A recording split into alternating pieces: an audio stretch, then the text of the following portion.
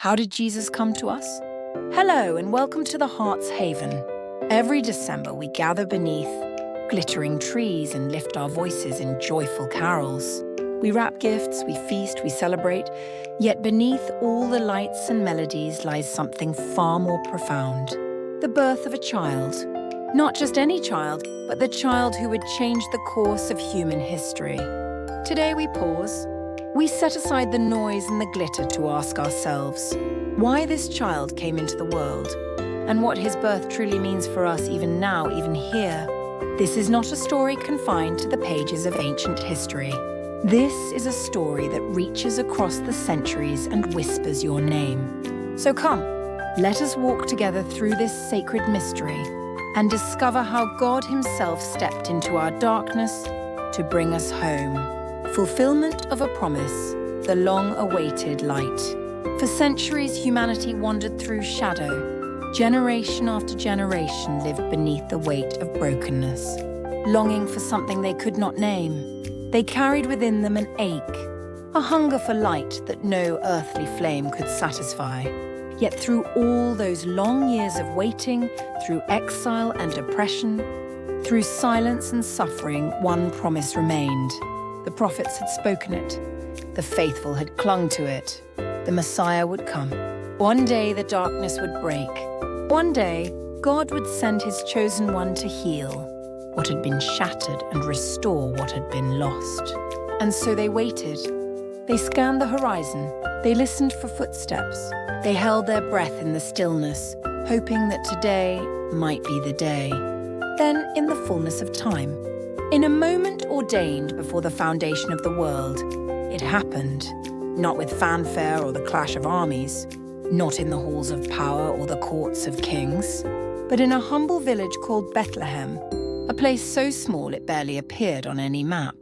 There, in the quiet of night, the promise, kept for thousands of years, was finally fulfilled. The light they had longed for broke through. The Word became flesh, and the waiting was over. The Messiah had come, not as a conquering warrior, but as a baby wrapped in swaddling cloths. The long-awaited light had arrived, and nothing would ever be the same. The birth love that chose the lowest place. That night, God chose to write His greatest act of love. Through the life of an ordinary young girl named Mary, she was not royalty. She possessed no wealth, no influence, no power by the world's standards. Yet she carried within her womb the hope of all creation. And when the time came, when the labor pains began, and the night grew cold, there was no room for her in the inn, no soft bed, no warm chamber, no attendants standing ready. Instead, she was led to a stable, a place meant for animals, rough and raw and unadorned. There among the straw and the shadows, surrounded by the breath of oxen and the scent of earth, the King of Kings was born. The creator of the universe entered His own creation not in splendor but in poverty, not in strength but in vulnerability. He did not demand our attention. He did not force His way into our lives. Instead, He came quietly, gently, drawing near in the most humble way imaginable. He chose the lowest place so that no one, no matter how broken or forgotten, would ever be beyond His reach. He descended into our dust so that He could lift us from it. This was love incarnate. This was God Himself, stripping away every barrier between heaven and earth, choosing to be with us rather than remain above us. In that cold, stable, divinity embraced humanity, and the distance between God and man collapsed forever, the meaning God with us. The birth of Jesus was not merely the arrival of another child into the world. It was a declaration that shattered the silence of the ages. God had come near. Emmanuel, God with us. For too long, humanity had felt abandoned, adrift in a broken world, crying out into the void and hearing only echoes.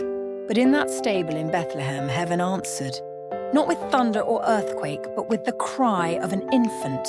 And in that cry was a promise, more powerful than any spoken before: you are not alone. To the lonely He whispered, I see you. To the weary He said, I am your rest. To the burdened and the broken He stretched out His tiny hands. as if to say, I have come for you, from the moment he entered this world.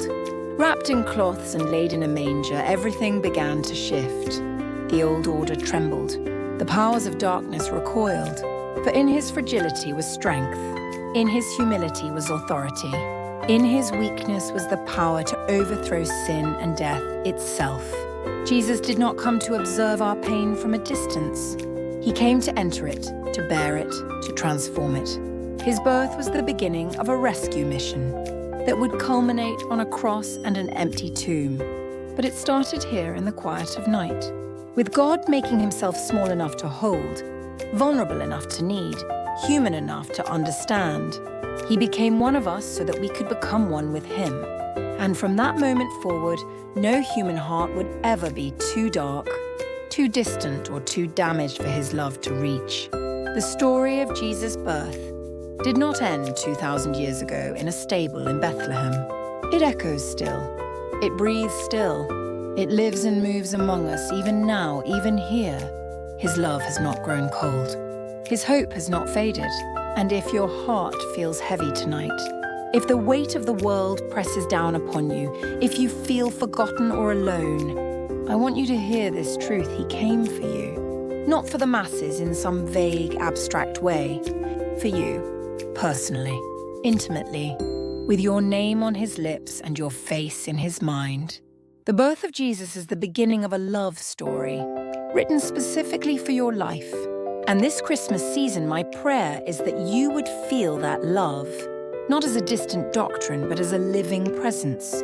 May it take root deeply in your heart. May it transform you from the inside out. Thank you for joining us today at the Heart's Haven. Until we meet again, may you walk in the light of the one who came to be with us. Thank you.